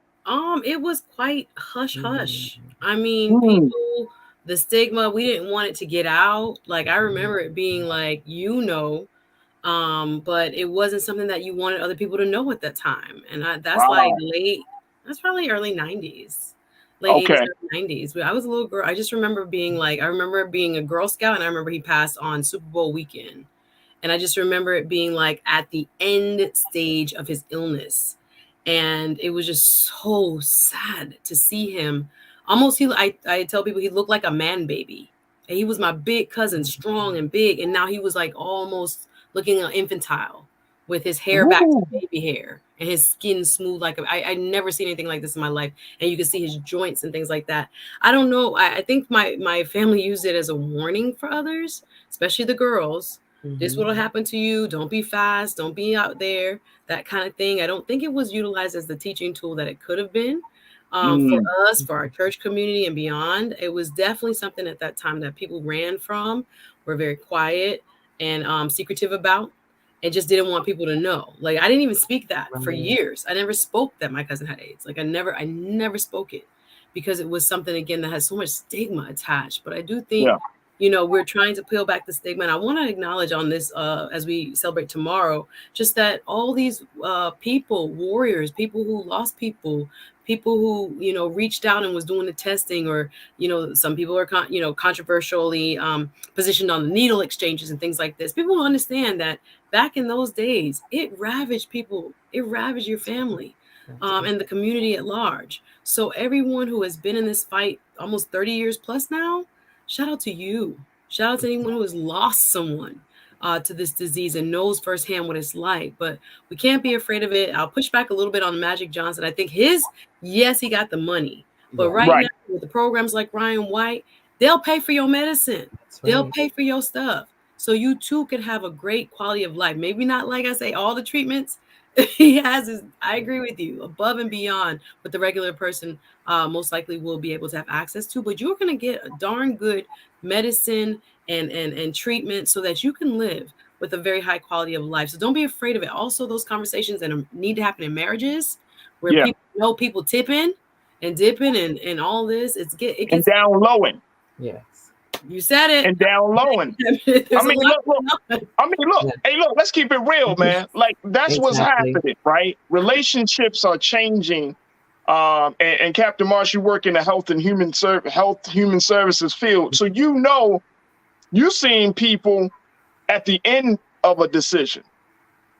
Yeah. You see what I'm saying? Like they're coming to you and they're like, Captain Marsh, I made a decision and it didn't work out for me too well. You know what I mean? Exactly. And now you're trying to get them to get back into a better place. But all of that behavior is weighing on us, right? And I'm not talking about the moral side of it. I'm just saying on the health side of it, because you bring that back into the family, right? Like if you all doing all of this stuff and you having these multiple partners, or if that's what you choose to do and as part of your relationship, it is what it is. But whoever the significant one that's in your life, there's the potential that you're going to bring back whatever you were doing back to that person. That's right. And there are some implications on that. There are some consequences to that. And that's a hell of a thing that you bring that back to your wife, to your husband, to your partner. But I think, Farajii, a lot of people think it's not going to happen to them, right? That's something that happens to other people. It doesn't happen to me. And there's lots of stories. You can go online and read stories about people that are, just regular everyday folk, right? Who met somebody, thought that they were the one, whatever that may be, and that person ended up infecting them. So it can happen to anybody. And I think this day and age, if we've learned nothing else over the past couple of years, anything is possible. Should people get tested, Captain Marshall, every year, or what do you recommend? Yeah, I would absolutely recommend getting tested every year. And it's a regular blood test. I think there's somebody that put in the chat, can you be still be positive even if you had a negative test? And what I would say to that, I don't know, if you were tested or what type of test, but there are also home tests. So every test is not, I don't know how you were tested. And if you tested yourself, it could be a possibility that maybe the test wasn't done correctly. What I would recommend is that you definitely visit a provider and get a definitive test. And whatever those results are, I would go by those results. And you should get, you saying every once a year, but I mean, if you are really active, sexually active. If you're really active, then you need to get tested more often than that. And there are people that get tested monthly, right? I'm about to ask, is that too much? Yeah. No. Can that be too much on the body? And I'm just saying, on the body, can that be too much where you getting tested monthly? No, because remember too, now, if you're having unprotected sex, you're also running the risk of having another STI, like chlamydia or gonorrhea or syphilis. Right. And if you are active, know yourself, get the test done. It's better to know and better to know in advance. If you are positive, start the antiretroviral therapies and get that your viral load down so that you're not passing the virus to someone else. There it is. Captain Janine Marsh, we thank you so much checking in from HRSA, talking to us about honoring World AIDS Day. That's happening tomorrow. Folks, you want to make sure y'all check out the work that the Ryan White HIV/AIDS program of HRSA is doing to keep people informed and, most importantly, keep us all safe and healthy.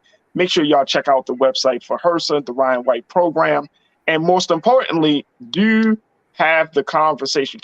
I can't stress this enough. And if nothing else to be said from this discussion, be responsible, be fully accountable, have these important conversations with that person or those who you are dealing with, because guess what? Once you get it, it's too late then to have the conversation. You can't go back and be like, did you? You don't want to find yourself. And if you do find yourself infected, life is not over. Amen. Life is not over. There are many ways, medications and other procedures that you can take to make sure that you are still living and having a healthy, progressive life for many, many years, folks. So HIV/AIDS, as much as people like to add that stigma, it is not a death sentence. You can live with it, but you just need to take care of yourself.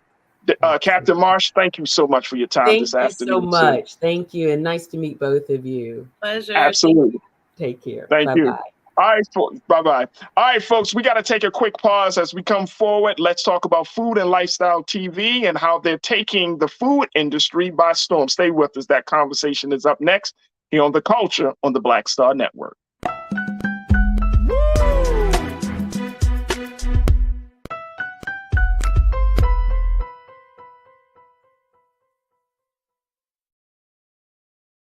Hatred on the streets, a horrific scene, a white nationalist rally that descended into deadly violence. White people are losing their damn minds. angry pro-Trump mob storms the U.S. Capitol. We're about to see the rise of what I call white minority resistance. We have seen white folks in this country who simply cannot tolerate black folks voting. I think what we're seeing is the inevitable result of violent denial. This is part of American history. Every time that people of color have made progress, whether real or symbolic, there has been what Carol Anderson at Emory University calls white rage as a backlash. This is the rise of the Proud Boys and the Boogaloo Boys. America, there's going to be more of this. Here's all the Proud Boys, guys. This country is getting increasingly racist in its behaviors and its attitudes because of the fear of white people. The fear that they're taking our jobs, they're taking our resources, they're taking our women. This is white fear.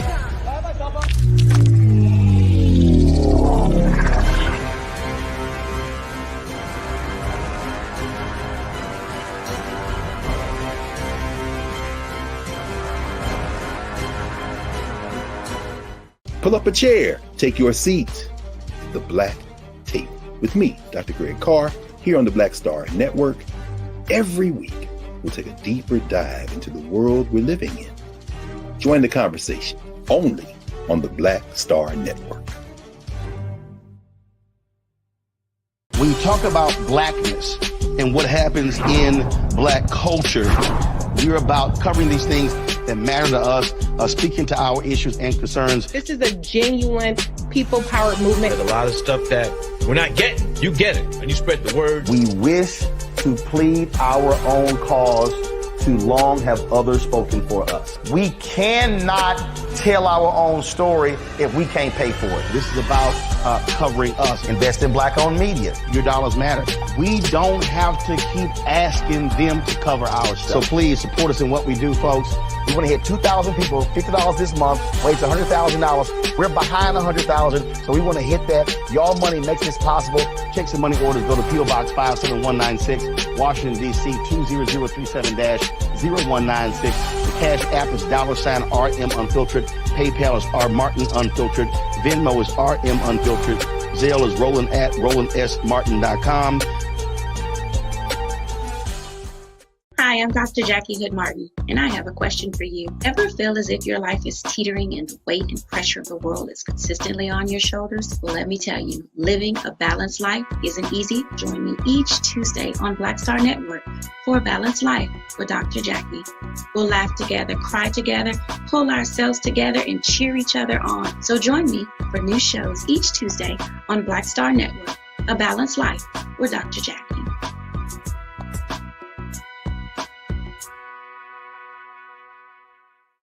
Don't you think it's time to get wealthy? I'm Deborah Owens, America's Wealth Coach, and my new show on the Black Star Network focuses on the things your financial advisor or bank isn't telling you. So watch Get Wealthy on the Black Star Network.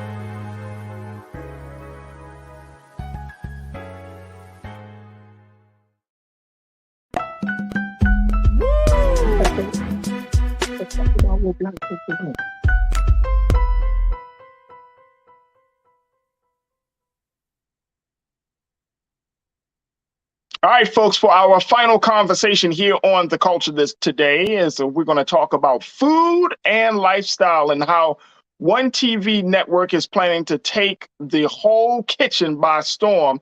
We are going to be checking in now with the CEO of Food and Lifestyle TV, J. DeVille Devo Harrelson. Devo is joining us as we have this conversation about the work, the programming of Food and Lifestyle TV, and what we can expect from the network. Devo, thank you so much for joining us, and welcome to The Culture right here on the Black Star Network. How are you, bro? I feel amazing, and thank you for having me. Absolutely. I see you on set there, brother. Talk to us about Food and Lifestyle TV. What is this all about, Devo? Well, first of all, thank you for having me. Shout out to you and to Mr. Roland Martin for having a platform so we have these conversations like the ones you guys just had a chance to listen to what was being said. And in our family, we need to have these conversations. So I want to first start off by saying thank you for what you guys are doing. Oh, you're welcome. Yes, sir. It's really a fairly simple idea. Within our own culture, we don't have enough media ownership. So that means oftentimes we can't tell our stories our way. We can't feature our stars and celebrities in the ways that we want to, with an authentic voice that speaks to who and what we are. We are a Black-owned streaming network. We feature food. We have our own kitchen studio, which you see here in the cultural mecca of Atlanta, Georgia. We also feature lifestyle programming. And the idea was simply to find folks and let them be who they are. So our folks approach food television a little different than what we see in the industry. Yeah.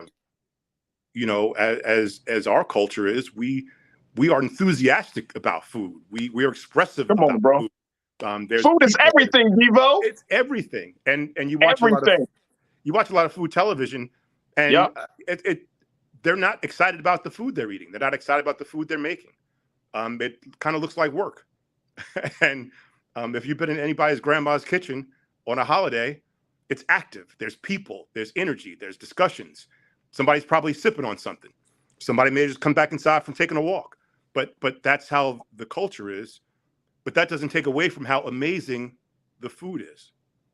And so what we do is we give executive chefs, so maybe somebody's, you know, early 30s. They've trained in France. They've run restaurants. But at the end of the day, they're still who they are.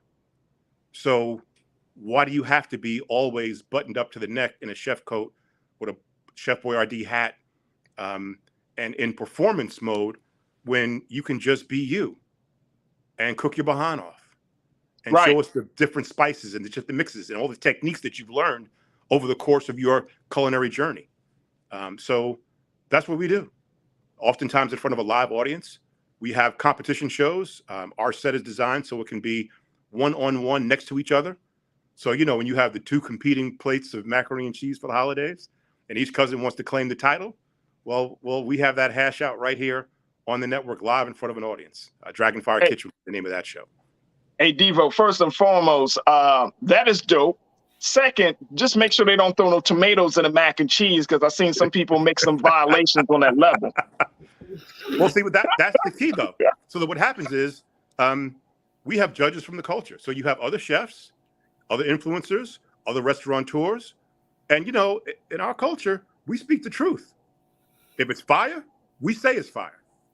If it's not, we're going to let you know that, too. And so... Hey, Devo, how often does that happen, though? How often do you bring on somebody and you be like, you know what, you try their cooking and you be like, you know, this some bulls. Well, what happens is it's different for a chef when you've got the lights on, you have the timer going. So we have the countdown timer. You have other chefs who maybe you respect who are judging, and our judges come into the kitchen and walk around and look at the pots and pans and ask questions. You've got an audience of people watching you. And, you know, we serve drinks during the filming. So the audience is expressive. So the timing gets the best of some of the best chefs. Some of the best laid plans don't quite work out once the Dragonfire timer starts running down. So we have had chances where sometimes it wasn't amazing, but sometimes it truly is. So right. But here's what I love. Go ahead. No, I was going to say, brother, and then we're going to bring Suzette. I'm going to give you a chance to pose some questions.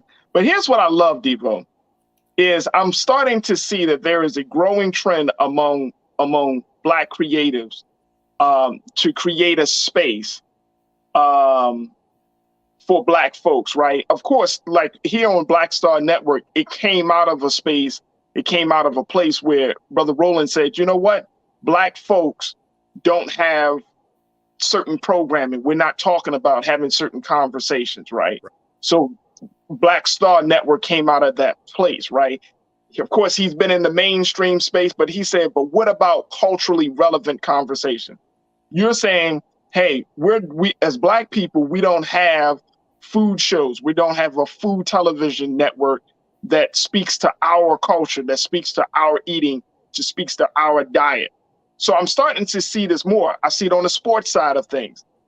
I'm wondering, you know, do you foresee that this is going to really kind of serve as the beginning of a revolution in terms of how we doing it? Yeah. Revolution's already started. We are born out of the same mix that Roland's business started out of. Mainstream doesn't allow you to be both black and excellent at the same time. Damn. And Wait a minute, hold on, Pastor. Can you say that again for the people in the chat? So my career background, I was a corporate lawyer for companies you've heard of for 30 years. You're not allowed to be black and excellent at the same time. Dang. And that's across all fields. So in my field, for the chefs, for news folks, it's the same. You can't be both. And what I see happening is I was at, there's a business here in Atlanta called the Legacy Center. 15,000 crowdsourced Black people built a event space. Inside, it's decorated with newspaper headlines from over the years. They have a whole wall, for example, dedicated to contemporaneous coverage of the Tulsa riots in Greenwood. And I just kept thinking, you know, we're kind of headed back to where we are taking all the skills that we've learned, all the schooling we've got, all the experience that we have, and building for our own. I don't know the exact number, but African Americans are responsible for like $1 trillion of money here in the United States. What a market! So the idea is not to be exclusive. You know, we're 12% of the population. I'm not trying to build a business only for us, but I want it to be rooted in our culture and what we do and our values. And then other businesses often benefit from our culture. I remember the TikTok sit down about a year ago, as Black creative decided, no, you need to see what this platform looks like without our energy. But that's a Chinese company with an American subsidiary. That's not us that benefits from all the dances. Every time you run a Cuff It challenge, the platform isn't ours, but that's our culture. So what I see happening is not just the young creatives, but people around my age and a little younger that have had experience out in corporate and have decided that they want to take their skills and oftentimes are bypassing other more lucrative opportunities in order to help build something for us. So we are one of them. You guys are another one of them. Yeah. Suzette, that sounds like it's right up your field, sis. Listen, as an attorney who knows how conservative the legal field still is, don't let anybody fool you. The powers that be that created this system wasn't intending for people that look like me or you, sir, to be fully invested in it and participative from points of advocacy. Probably more so of being on the receiving end of the law, but that's a whole nother discussion. When you talk about your channel, first of all, I'm so excited. Two things came to mind: healthy eating, praise God, because there are so many parts of our cultural heritage that we are clinging to that sometimes in this modern context needs to be enjoyed sparingly, or with really substitutes, so that we are not ingesting high fat and sugar and salt, which we know because we were left with certain parts of, the cow, the pig, or whatever. As we look back at our history here in the United States, we learned to make the best and most flavorful meals from them. So do you have programming that addresses I don't want to say healthy eating, but encompasses the aspect of we can make good food that is also good for you? And I also wanted to ask if you have any components in your programming that talk about the heritage of where our food and our cooking styles come from. I remember when I first saw, and hate to plug another show on Netflix, High on the Hog, and talking about where Black chefs did, all kinds of things to food that we now consider to be American. And we don't really get credit for how much we have shaped our culture. We know this music and all kinds of stuff, and every part we are major contributors to, but sometimes kind of get glossed over in history. So are you doing any programming that centers around, listen, you eat this every day, you're welcome? Like, do you have any historical kind of framing of what we've made and contributed to the American landscape in terms of cuisine? So this is why it's so much fun to have ownership, because you've identified needs that we have. I've never talked to you. I did not get these questions in advance. We have a partnership with, so here in Atlanta, in Georgia, Piedmont Hospital is one of the major hospital groups. And we've partnered with the Heart Health program And so we've actually had a couple of specials where we feature a chef who cooks traditional foods in a non-traditional way. And so Chef Gail comes in and with her Foodology 101, and she makes amazing vegetables and really good food. So it's a way for you to enjoy collard greens and other foods that we have in a healthy way. Nice. And so now we've got a mix of programming. So we definitely have people cooking traditional foods and the things that we enjoy and the comfort foods. But we absolutely try to balance that because obviously that's important to us. I'm an African man of a certain age, so I'm aware of certain health requirements in terms of how you eat. I've got family. We've all had grandparents that have been through life. So yes, we're very much aware of that. We've got a couple of shows that focus on mental health because it's not just what we eat, it's the things that we deal with. So we actually have Black doctors on the team who've got programming that talk about how do you deal with relationships, how do you deal with stress from work, because again, those are things that we need in our community.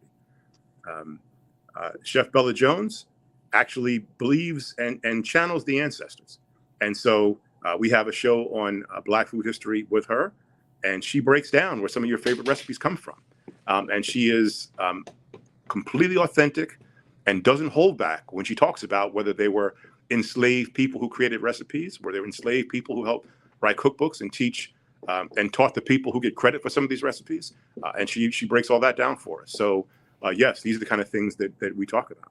Like she'll talk about the Hercules, who's George Washington chef, or the Hemmings who were cooking with Thomas Jefferson, and how the first ladies always get credit for those recipes. But do you really think Martha was back in the kitchen coming up with new recipes? Yeah, we know who was back there. We know who was back there. Come on now.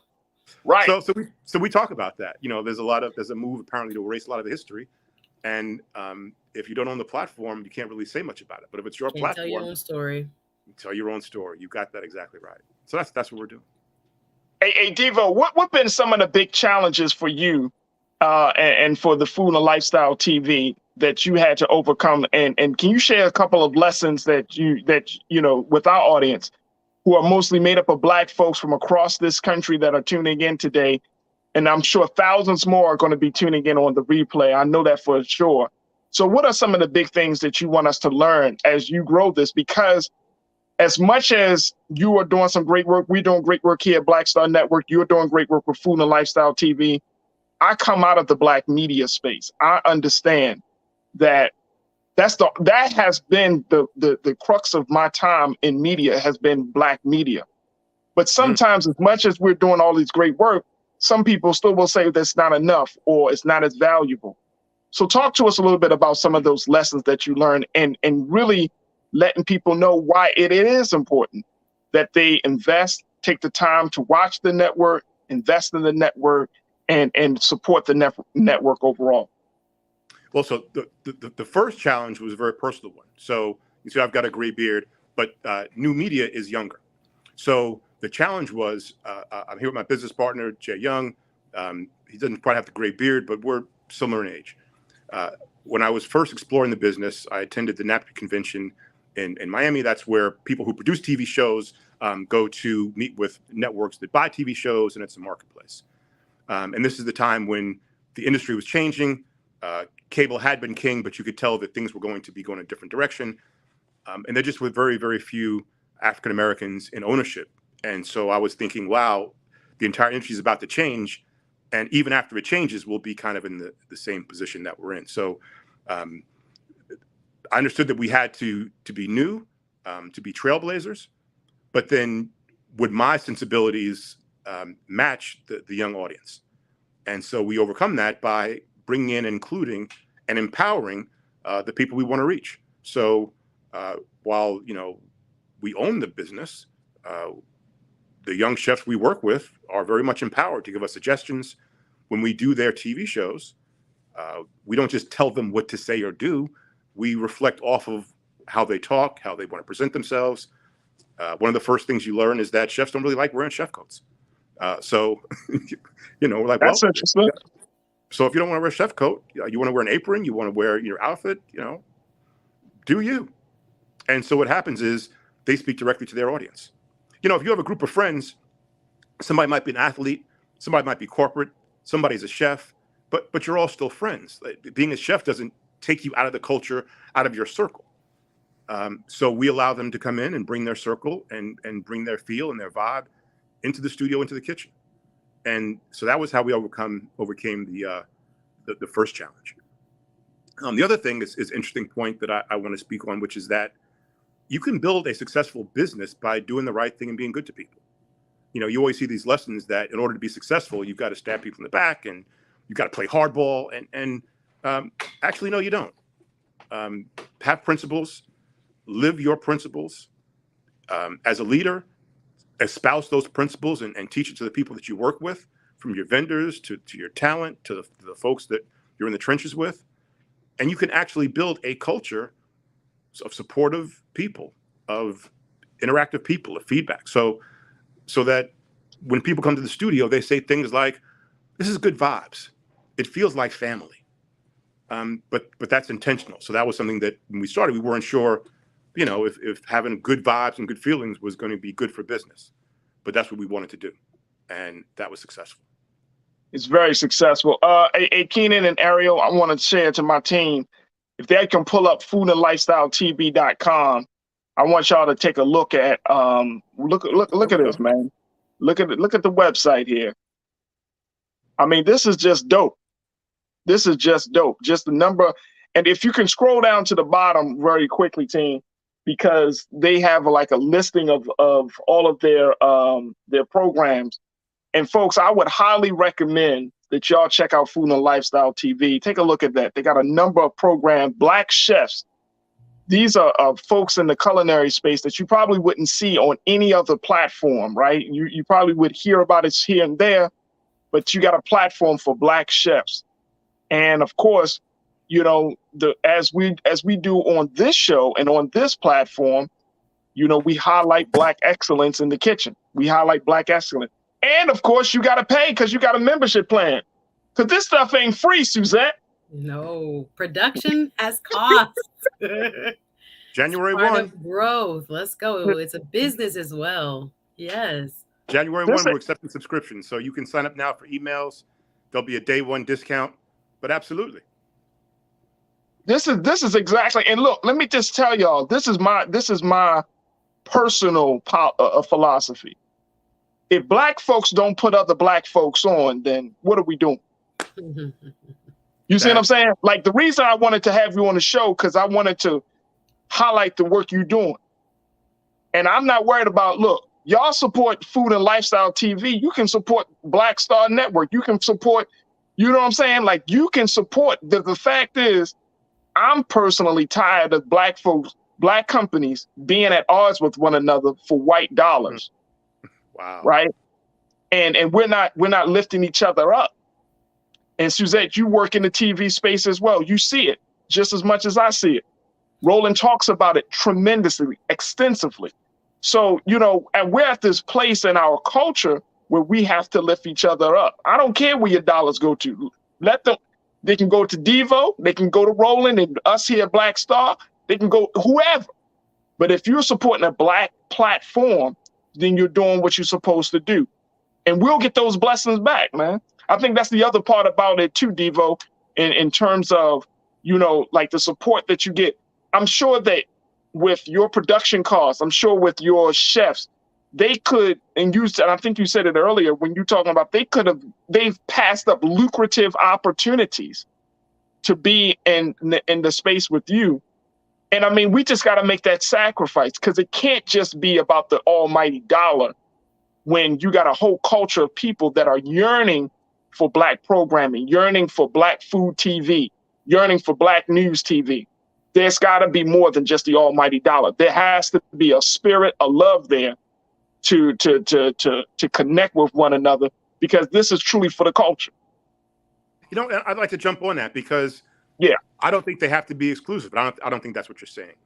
No. I think what happens a lot of exactly. times, if the target audience is Middle America, and you want Middle American dollars, and you want sponsors trying to reach Middle America, that's going to dictate your programming. If you made any one of us a GM of a mainstream brand, we might add a little sprinkling of melanin, But if we had P&L responsibility, there's only so far you can go. Yeah. But here's the thing. We're building this, and you guys are building yours for this audience. So the sponsors who want to reach this $1 trillion market can come work with us. And there's enough of us, and there's enough money in our community. There was a Cullinan pulled it out of our parking lot here 20 minutes ago. There's enough money in our community to support our own brands.